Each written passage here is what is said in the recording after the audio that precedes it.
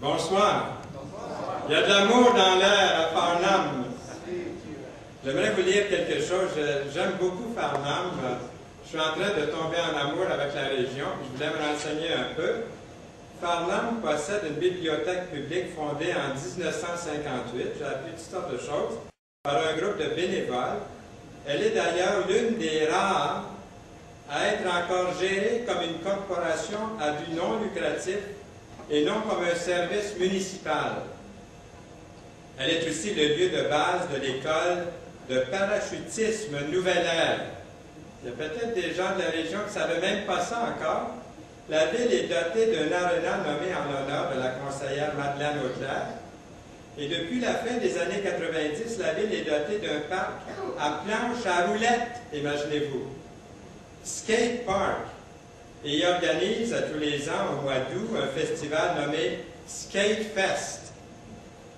Au lieu du football, les équipes de l'école secondaire Jean-Jacques Bertrand ont une fiche historique notoire sur le plan provincial, s'il vous plaît. En l'an 2004, l'équipe de hockey senior Le Desjardins a vu le jour. À l'ouest de la ville, un terrain de golf permet la pratique de ce sport. Farnham est au centre du réseau cyclable, les montées Régiades et de la route verte. Bravo Farnham, je tombe en amour avec vous, il y a de l'amour dans l'air.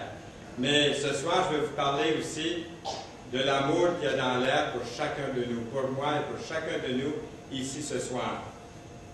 Nous voyons ici une enseignante qui a été suspendue de son travail pour avoir osé porter ce que vous voyez ici, une petite croix autour du cou. Elle a été avertie de ne pas porter cette croix à son cou. Elle s'appelle Brenda. Vous l'avez peut-être vue à la télévision. Elle a été avertie par son surveillant d'enlever la croix ou la cacher sous son chemisier toutes les fois qu'elle viendrait enseigner. On lui a dit qu'il y avait un règlement dans l'État de la Pennsylvanie qui interdisait aux employés de l'école de porter des symboles religieux. Est-ce que ça ne ressemble pas à nos jours ici au Québec, les accommodements de toutes sortes, nous en avons parlé tellement souvent. Et pour Brenda, voyez-vous, c'était comme nier pour elle, c'était comme nier le Christ. Pour elle, c'était comme lui demander d'enlever son anneau de mariage. Mon anneau de mariage indique que je suis une épouse, dit-elle, et que nous sommes consacrés l'un à l'autre. Et Brenda a continué de porter la croix après la date limite, puis a été immédiatement suspendue pendant une année. Vous direz, c'est une forme de discrimination religieuse. Le symbole, la croix, est très précieux pour cette femme de 43 ans. Brenda Nichols, son nom. La croix est un symbole pour la foi chrétienne. Pourquoi est-ce que c'est un symbole pour la foi chrétienne, la croix? Parce que la croix est au cœur du christianisme. La croix est notre message central. C'est le point crucial de notre foi, décisif, capital. L'apôtre Paul pouvait dire « Car je n'ai point eu la pensée de savoir parmi vous autre chose que Jésus-Christ et Jésus-Christ crucifié. » Il dit encore « Je vous ai enseigné avant tout, comme je l'avais aussi reçu, que Christ est mort pour nos péchés. » Il dit aussi encore « La prédication de la croix est une folie pour ceux qui périssent, mais pour nous qui sommes sauvés, elle est une puissance de Dieu. » Peut-être que pour une grande majorité des gens, la prédication de la croix est quelque chose de dépassé, mais une fois qu'on met notre confiance dans ce que Dieu a accompli à la croix dans son Fils, le Seigneur Jésus, ça transforme une vie totalement. Et la mort par crucifixion était l'humiliation finale. C'était vraiment l'horreur finale, la dégradation finale. Un historien romain de l'époque du Seigneur Jésus-Christ, de cette période, Tacitus, a parlé de la crucifixion comme une torture adaptée seulement pour les esclaves. Elle est réservée pour seulement le plus mauvais des criminels. L'acte était barbare, l'acte était inhumain, la victime était habituellement nue sur la croix et le cadavre était souvent laissé sur la croix comme nourriture pour les oiseaux et les animaux. Cicéron, homme politique romain, orateur et écrivain, a appelé la croix la torture la plus cruelle et la plus horrible. La croix n'était pas simplement n'importe quelle sorte de mise à mort. Vous comprendrez bien que c'était non seulement une mort de douleur, la croix ou la mort sur la croix était obscène, la mort sur la croix était quelque chose de honteux. La croix nous montre en même temps le grand amour de Dieu. Nous savons que Jésus vous aime, que Jésus m'aime, que Jésus nous aime, mais notre texte affirme que la croix était une démonstration de combien Dieu nous aime. Dieu le Père nous aime. Son amour l'a amené jusqu'à la croix. Et ce verset que nous avons dans l'Écriture, un des plus beaux versets de toute la Bible, dit ceci, je l'ai appris par cœur, j'avais 11 ans, car Dieu a tant aimé le monde. Mettez votre nom à monde et à quiconque. Car Dieu a tant aimé le monde qu'il a donné son Fils unique, afin que quiconque, mettez votre nom, afin que quiconque croit en lui ne périsse point, mais qu'il ait la vie éternelle. Et ça, c'est une vie de délices, d'activité, de bonheur, de paix. La croix prouve non seulement que Dieu est juste, elle nous prouve également que Dieu est amour et qu'il est compatissant. Dans la cathédrale Saint-Paul à Londres, la cathédrale est en forme de croix, il y a une statue, grandeur nature, en marbre, de Jésus se tordant d'angoisse sur la croix. Et ces mots sont inscrits au-dessous de la statue. C'est ainsi que Dieu aima le monde. Et ici aussi, on pourrait mettre notre nom. C'est ainsi que Dieu aima Fernand. C'est mon nom. Vous pouvez mettre votre nom. C'est ainsi que Dieu aima le monde. Le dessin le plus ancien, à gauche, de la crucifixion, date du IIIe siècle. C'est un graffiti antique de Rome qui ridiculise.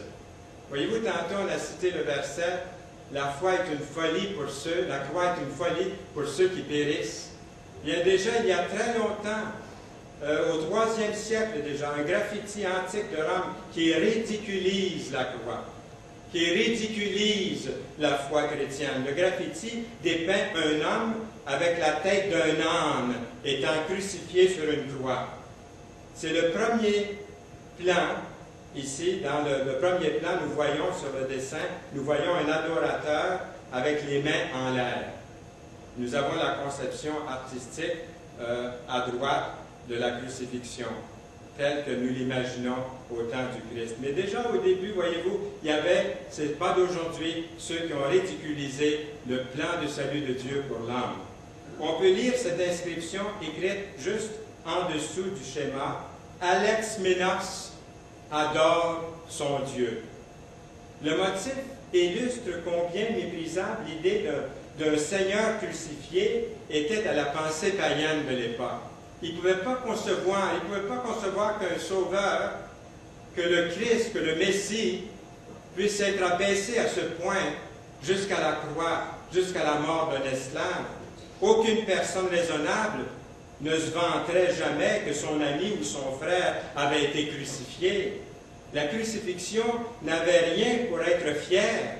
Aucune personne raisonnable ne revendiquerait jamais qu'il était disciple d'un crucifié, voyez-vous.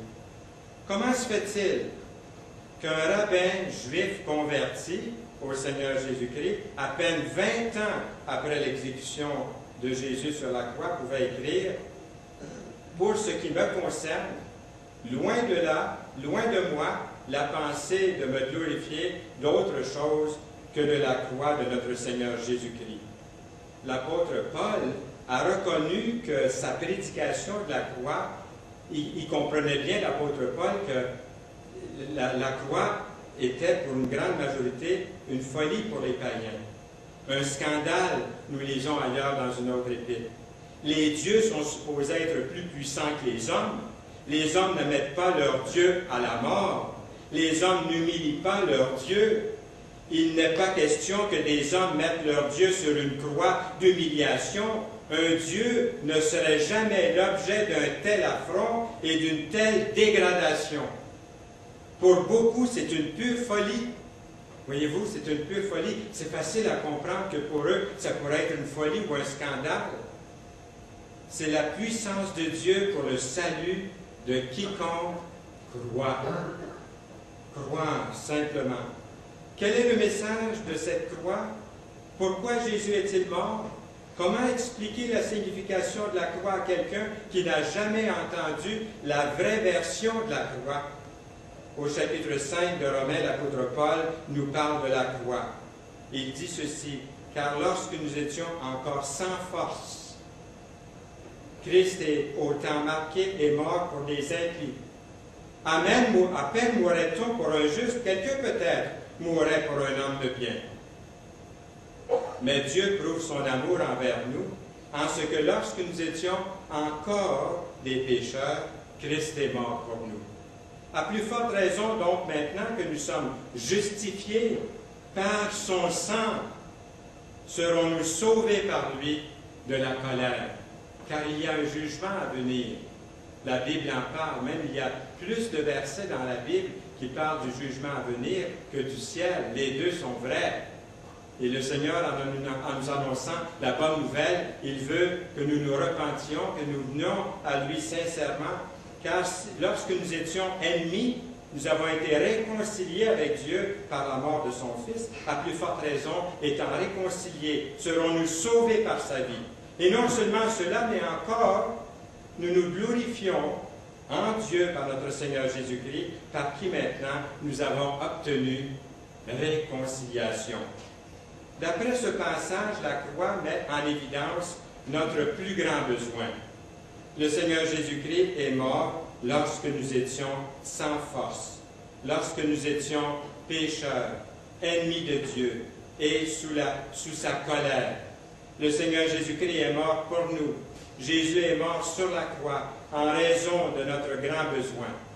Et à 3 reprises, dans 2 versets, l'apôtre Paul emploie un mot très important.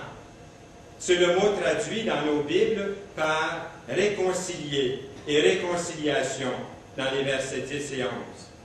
J'aimerais illustrer ici quelque chose. Vous avez peut-être entendu parler d'Elizabeth Barrett Browning, une poétesse du 19e siècle, a été instruite à la maison, et c'est concernant ce mot réconciliation. Elle a appris à lire le grec et le latin classique aussi bien que l'hébreu antique. À un jeune âge, elle a également appris à parler plusieurs langues modernes. Elle a été surtout admirée pour sa belle poésie. En 1845, un autre poète en Angleterre, avec le même nom de famille qu'elle, un nommé Robert Browning, pas parent avec elle, a commencé à écrire à Élisabeth, la félicitant pour ses poésies. Et bientôt, vous pouvez vous imaginer assez facilement, une grande affection s'est installée entre ces deux personnes. Mais il y avait un pépin dans tout ça. Le père d'Élisabeth s'opposait à leur idylle. Et le couple s'est enfui, se maria en Italie et s'installa à Florence en 1846. Elle écrivit sans arrêt à ses parents, presque chaque semaine. Imaginez-vous, pendant 10 ans, chaque semaine, elle écrivait sa lettre. Pendant 10 ans, chaque semaine, demandant à ses parents la réconciliation, sans jamais recevoir de réponse. Un jour, elle reçoit une grosse boîte remplie de lettres, sans qu'aucune d'elles n'ait été jamais ouverte. les chefs-d'œuvre d'Elizabeth Browning sont parfois considérés comme les plus beaux poèmes d'amour lyrique de la littérature anglaise. La poésie de l'amour la plus célèbre d'Elizabeth commence par ces mots maintenant familiers. « Oh, combien je t'aime ». Aujourd'hui, ces lettres d'amour sont parmi les plus belles de la littérature. Peut-être si ses parents avaient ouvert seulement une de ces lettres, et l'avaient lu seulement quelques-unes d'elles, seulement qu'une de ces lettres, la réconciliation aurait pu se faire. Dans l'Ancien Testament, nous apprenons comment Joseph a été réconcilié avec ses frères. Vous connaissez l'histoire, Joseph vendu par ses frères. On voit comment Joseph a été réconcilié avec ses frères, qu'il avait autrefois vendus dans l'esclavage. L'apôtre Paul utilise le mot réconciliation surtout par rapport à la croix. Nous lisons, car Dieu a voulu faire habiter toute plénitude en lui, il a voulu par lui tout réconcilier avec lui, avec lui-même, tant ce qui est sur la terre que ce qui est dans les cieux, en faisant la paix par lui, par le sang de sa croix. Vous savez, la Bible ne dit jamais que Dieu doit se réconcilier avec nous. Mais la Bible, c'est l'inverse. La Bible nous parle toujours de nous, l'homme pécheur, la femme, de se réconcilier à Dieu. Nous sommes la partie coupable. Le péché évoque sa colère. Le sang de Jésus-Christ change la colère de Dieu et remplace le rapport hostile qui existe entre l'homme et Dieu avec la paix qu'il fait, qu'il met dans notre cœur lorsque nous l'invitons, lorsque nous disons « Oui Seigneur, je viens à toi. Oui Jésus, viens dans ma vie. Je sais que ce que tu as accompli à la croix, c'est pour moi. Tu as donné ta vie. C'est comme si tu disais « Je t'aime, je t'aime, je t'aime. Je prends ta place ici, ton jugement, ton châtiment. La colère de Dieu est enlevée et c'est la paix de Dieu que je te donne dans ton cœur. » Devons-nous prendre nos péchés au sérieux? Qu'est-ce qui arrive si on ment? Ou si on triche? Ou si on prend quelque chose qui ne nous appartient pas? Comment nous sentons-nous? Est-ce qu'on banalise ces gestes-là en se disant « Ah ben Dieu est bon, le bon Dieu, et il est compatissant, il va me pardonner, ben qu'est-ce que ça peut faire? » La croix nous prouve que nos péchés ne sont pas quelque chose de banal. La justice de Dieu exige qu'un paiement soit effectué pour le péché. C'est Jésus-Christ qui l'a effectué pour moi. C'est pour ça que je suis sauvé. C'est pour ça que je peux dire, j'ai la vie éternelle, j'ai l'assurance, car il a pris cette place pour moi, pour le péché. Il a pris mon péché sur lui. Paul explique que la croix démontre la justice de Dieu à l'égard de Fernand Saint-Louis, à l'égard de chacun de vous, à l'égard du pécheur. Justice de Dieu par la foi en Jésus-Christ, pas dans une religion. Vous allez remarquer ce soir qu'il n'est pas question de religion, il est question d'une personne authentique et vivante, le Seigneur Jésus-Christ, une relation personnelle avec lui. C'est ça qui est la question ici ce soir. C'est par la foi en Jésus-Christ pour tous ceux qui croient. Il n'y a point de distinction car tous ont péché et sont privés de la gloire de Dieu. Et ils sont gratuitement, mettez et soulignez bien ce mot, ils sont gratuitement justifiés par sa grâce, par le moyen de la rédemption, qui est en Jésus-Christ. C'est une compréhension supplémentaire que l'apôtre Paul a reçue concernant la crucifixion du Seigneur Jésus-Christ. Dieu a eu besoin de la croix lui aussi. Le paiement exigé était la mort de son Fils, le Seigneur Jésus. Et tout ça ne nous démontre-t-il pas, à vous et moi, toute la gravité du péché, mais aussi l'amour de Dieu pour chacun de nous? Pas vrai? La croix met en évidence notre plus grand besoin. La croix fait éclater le grand amour de Dieu pour nous. Dieu prouve son amour envers nous en ce que lorsque nous étions encore des pécheurs, ce soir, Dieu vous appelle tel que vous êtes. Il n'y a pas personne qui va vous dire ici ce soir, range ta vie, change ta vie, fais un pèlerinage, fais ci, fais ça, puis là, viens à Dieu. Non. Vous venez à Dieu tel que vous êtes. Il aime le pécheur. Il vous prend tel que vous êtes ce soir. Il fait de vous une nouvelle création, une nouvelle créature, parce qu'il vient habiter en vous par son esprit. Avez-vous jamais remis en cause l'amour de Dieu pour vous? Peut-être y a-t-il eu une tragédie dans votre passé, un accident, un divorce, une perte de votre travail ou la perte d'un être cher. Et cette tragédie vous a fait douter de Dieu, de son amour, ou même de son existence. Comment un Dieu d'amour aurait-il pu permettre une telle chose? Peut-être avez-vous dit à ce moment-là. Mais l'apôtre Paul a regardé la croix et y a vu l'amour de Dieu pour lui, à cause de la mort de Jésus à la croix. J'aimerais vous parler pendant un instant, pour illustrer, d'un nommé John Griffith. C'est un fait qui est arrivé durant la Grande Dépression. Il a trouvé un travail comme contrôleur dans un grand pont de chemin de fer enjambant le fleuve du Mississippi aux États-Unis. Et chaque jour, il était responsable de s'assurer, écoutez bien, de s'assurer que le pont était soulevé à un moment donné pour permettre à des bateaux de passer en dessous. Et ensuite d'abaisser le pont pour permettre aux trains de passer. Et pendant l'été de 1937, John a pris son fils Craig de 8 ans au travail avec lui pour la première fois. Vous pouvez vous imaginer la joie et l'excitation du jeune garçon pendant qu'il observait son papa travailler les leviers et puis qui ont commandé l'abaissement et le soulèvement du pont. Les bateaux passaient en dessous et un peu de temps après, c'était au tour des trains d'enfiler le pont à toute vitesse. À midi, John a soulevé le pont et en voyant un bateau s'approcher, puis a déposé son fils sur une plateforme d'observation où les deux ont commencé à manger leur lunch. Ils avaient le plaisir d'être ensemble, de jaser. Le père a partagé des mémoires, des expériences de son passé avec son fils. Ils ont admiré la nature autour d'eux.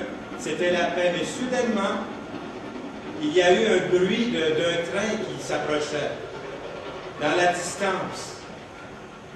Et John a eu la frousse en regardant sa montre. Il était 13h07. Oh non! Il avait oublié le train express de Memphis avec ses 400 personnes à bord. Le pont a dû rapidement être abaissé où chaque personne à bord de ce train périrait.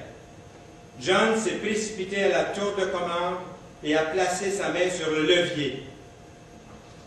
Alors il a jeté un coup d'œil sous le pont pour s'assurer qu'il n'y avait aucun bateau, mais une vue horrible a attiré son attention. Son fils Craig était tombé de la plateforme d'observation dans l'engrenage géant qui actionne le pont. Vous pouvez vous imaginer l'horreur. La jambe gauche du garçon était prise dans l'engrenage. Et à nouveau, John a entendu un train qui approchait. Qu'est-ce qu'il devait faire? S'il pousse le levier, son fils sera écrasé et la mort sera certaine. S'il ne pousse pas le levier, 400 personnes à bord du train vont périr instantanément. Il a su ce qu'il devait faire, il a poussé le levier. Et pendant que le train poursuivait sa route, John, son visage rempli de larmes, a vu par les fenêtres du train des hommes d'affaires lisant leur journal bien tranquillement, le chef du train en train de regarder sa montre, des belles dames en train de boire leur thé et des enfants en train de manger leur crème glacée. Et dans une souffrance épouvantable, John a crié, « Je viens de sacrifier mon propre fils pour vous. Ça ne vous fait donc rien? » Mais personne ne l'a entendu. Le train s'éloignait au loin. Je me demande si Dieu ne regarde pas vers nous ce soir, vers cette salle, pendant que nous courons de gauche à droite, occupés à toutes sortes de choses. Il me semble entendre Dieu s'écrier, « Je vous ai donné mon propre Fils en sacrifice pour vous. Ça ne vous fait donc rien? » Mais personne dans ce monde ne semble s'inquiéter. Le monde passe. La croix met en évidence notre plus grand besoin. La croix fait éclater le grand amour de Dieu pour nous. La croix nous montre celui qui a pris notre place. L'apôtre Paul écrit dans le verset 8 du chapitre 5 de Romains, « Christ est mort pour nous, c'est-à-dire à notre place. Il est notre substitut. » Dans l'Ancien Testament, nous pouvons lire ce texte. Ce sont nos souffrances qu'il a portées. C'est de nos douleurs qu'il s'est chargé.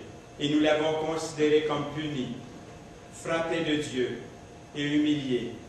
Mais il était blessé pour nos péchés, brisé pour nos iniquités. Le châtiment qui nous donne la paix est tombé sur lui, et c'est par ses meurtrissures que nous sommes guéris. Nous étions tous errants, comme des brebis, chacun suivait sa propre voie, et l'Éternel a fait retomber sur lui l'iniquité de nous tous. Vous connaissez bien cette photo, Auschwitz. Un incident peu commun a eu lieu pendant la Seconde Guerre mondiale, en juillet 1941. Pendant un après-midi chaud, un prisonnier a disparu du camp de concentration d'Auschwitz, le camp de concentration nazi au sud de la Pologne.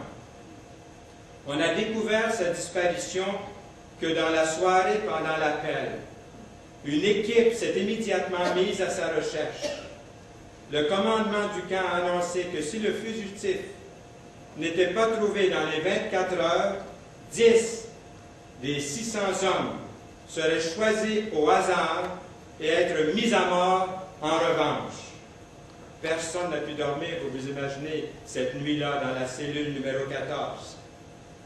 Le prisonnier échappé serait-il trouvé? Sera-t-il trouvé? Chaque prisonnier espérait qu'il ne serait pas l'un de ces 10 malheureux qui seraient choisis le jour suivant pour que les nazis puissent sauver la face et satisfaire leur vengeance. 24 heures ont passé. À 18 heures exactement, le commandant a annoncé que le fugitif n'avait pas été trouvé. Il choisirait maintenant les 10 personnes qui doivent mourir. Le choix a pris seulement quelques minutes à travers les rangées d'hommes. Vous vous souvenez comment ça se faisait? Aligné, le colonel a marché et 10 fois il s'est arrêté, s'est dirigé vers quelqu'un et a dit « Vous, vous, vous », au hasard. Chaque fois, les gardes ont poussé l'homme condamné vers l'avant et certains parmi les 10 pleuraient. Et un homme pleurait en disant « Ma chère épouse, les pauvres enfants ». Et soudain, un 11e homme est sorti des rangs, tout blême. Il a dit, « Colonel, je veux remplacer un de ces prisonniers, celui-là, là. » « Êtes-vous fou? » réplique le commandant. « Non, monsieur, mais je suis seul dans cette vie, dans ce monde. Cet homme a une famille pour qui il doit vivre. S'il vous plaît, laissez-moi prendre sa place. » Tout le monde est resté, vous pouvez vous imaginer, estomaqué. « D'accord, » a répondu le colonel. Et les 2 prisonniers ont changé de place. Ça, c'est une histoire vraie qui est empreinte de ce que Jésus a fait pour vous, de ce que Jésus a fait pour moi.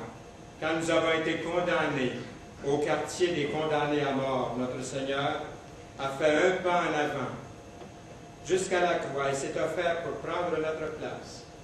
Il a accepté le supplice, la mort à notre place, à notre endroit. Ces prisonniers à Auschwitz n'ont pas mérité de mourir. Ils n'avaient rien fait de mal. Un grand amour et beaucoup de courage ont été déployés par ce prisonnier en s'offrant lui-même pour remplacer son compagnon de cellule. L'apôtre Paul encore écrit au verset 7 du chapitre 5 de Romains, « À peine mourrait-on pour un juste. Mais nous ne sommes pas innocents, nos péchés méritent la punition et la colère de Dieu. Le Seigneur Jésus-Christ a pris ma place, votre place dans le camp des condamnés à mort quand nous étions sans force, pécheurs, ennemis de Dieu.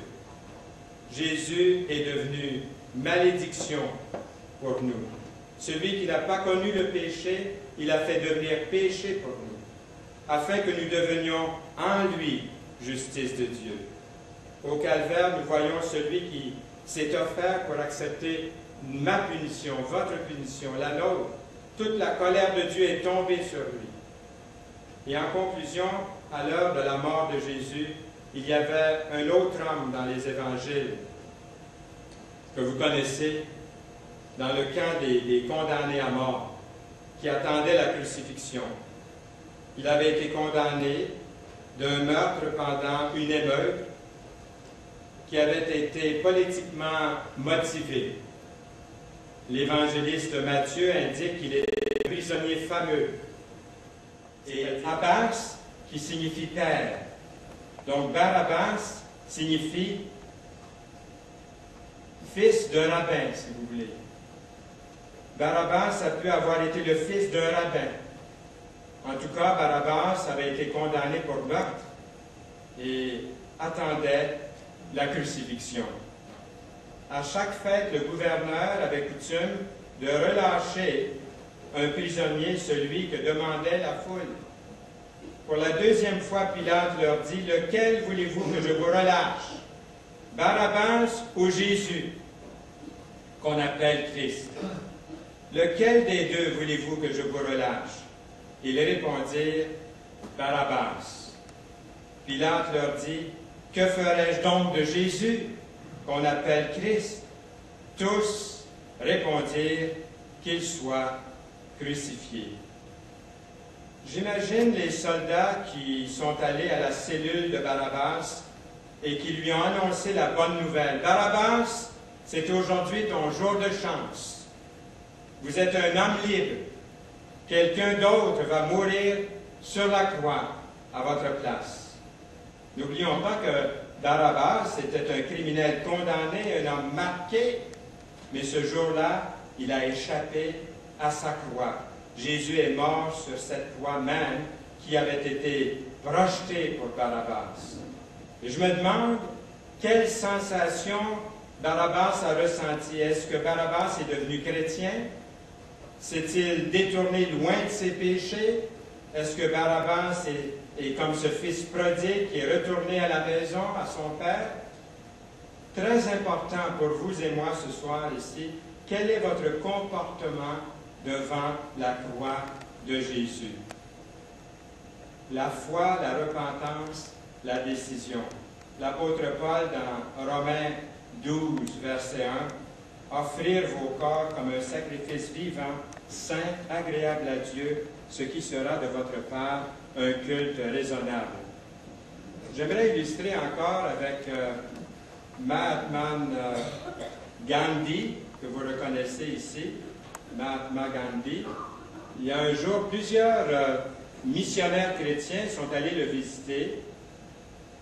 Et puis le chef hindou, un chef célèbre hindou, comme vous savez, leur a demandé de chanter de leur cantique préféré. Et quand ils ont demandé, « Mais lequel voulez-vous qu'on vous chante? » il aurait répondu, « Chantez pour moi celui qui exprime le mieux ce que vous prêchez. » Alors ils se sont consultés l'un l'autre un petit moment, et ensemble ils ont rapidement décidé ce fameux cantique « When I survey the wondrous cross » par Isaac Watts. Quand j'examine la croix prodigieuse, où le prince de la gloire, mes gains les plus riches, je considère comme une perte, et je place toute ma fierté en lui seul. Je pense qu'ils ont fait un bon choix, ne pensez-vous pas, en demandant ce cantique-là? J'aimerais que pendant quelques instants, vous, dans le silence, là où vous êtes, dans votre chaise, dans votre fauteuil, que vous puissiez penser aux paroles que vous allez entendre maintenant.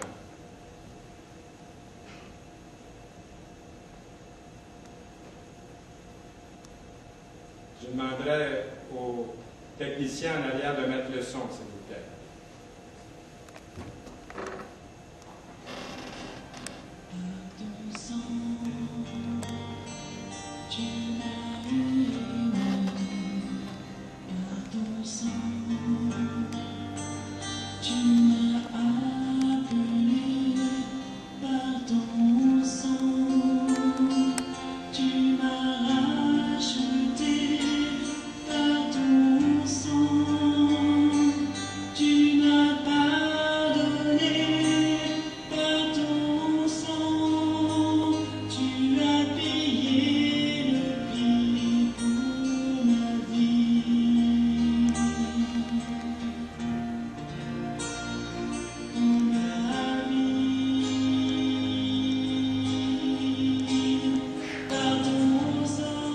J'aimerais vous donner l'occasion d'inviter Jésus dans votre cœur aussi, là où vous êtes, à votre place.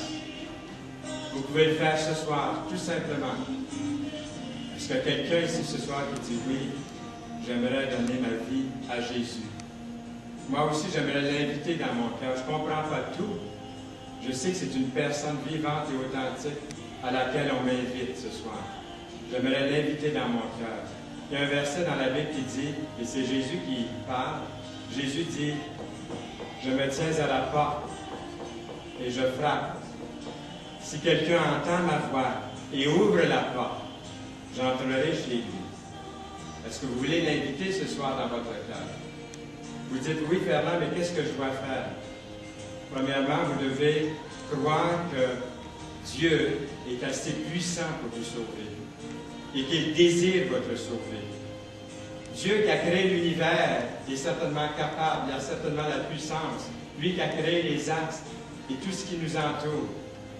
Lorsque Jésus a vu Jérusalem, la population, il a été ému aux larmes. Il a dit, comme j'aurais voulu vous rassembler autour de moi, comme une poule rassemble ses poussins sous ses ailes. Alors il désire, il veut que vous soyez sauvés. Il désire que vous veniez à lui. C'est la première chose de tout. C'est ça qu'on appelle la foi. Croire, c'est ça. C'est de croire que Dieu peut et veut vous sauver ce soir. La deuxième chose, c'est de faire demi-tour. C'est de laisser en arrière ce qui ne vous a pas procuré la paix. Laissez vos péchés à la croix du calvaire et venir à Jésus. C'est la troisième chose, venir à Jésus. Vous pourriez savoir intellectuellement qu'il vous aime, qu'il est puissant, qu'il vous appelle, mais il reste une chose, et c'est votre décision personnelle. Vous pourriez avoir toute cette connaissance et rien faire avec. Et ce soir, dire oui Jésus, je viens à toi, et faire toute la différence pour votre existence ici sur la terre, et aussi, surtout, pour l'éternité. Alors, je vous demanderai de vous incliner pendant un instant, et je vais prier. Et faites de cette prière que je vais faire la vôtre, sincèrement et sérieusement, là où vous êtes. Fermez les yeux pendant un instant, inclinez-vous, et que cette prière que je vais faire devienne la vôtre, sincèrement et sérieusement. Dites, Seigneur Jésus, merci pour ton amour pour moi. Merci que Jésus est mort sur la croix pour moi. Merci, Seigneur Dieu, que Jésus ait accepté de mourir pour mes péchés. Seigneur, je me détourne de ma vie de péché pour me tourner vers le Sauveur, vers Jésus. Merci Jésus, ton sang précieux versé à la croix me purifie de tout péché. Dites-lui merci Seigneur d'entrer dans mon cœur, d'entrer dans ma vie. Est-ce que c'est là votre prière? Est-ce que vous avez fait cette prière sincèrement, sérieusement, dans votre cœur? Là où vous êtes, Si vous avez fait cette prière-là, vous êtes, indiquez-le moi en levant la main, s'il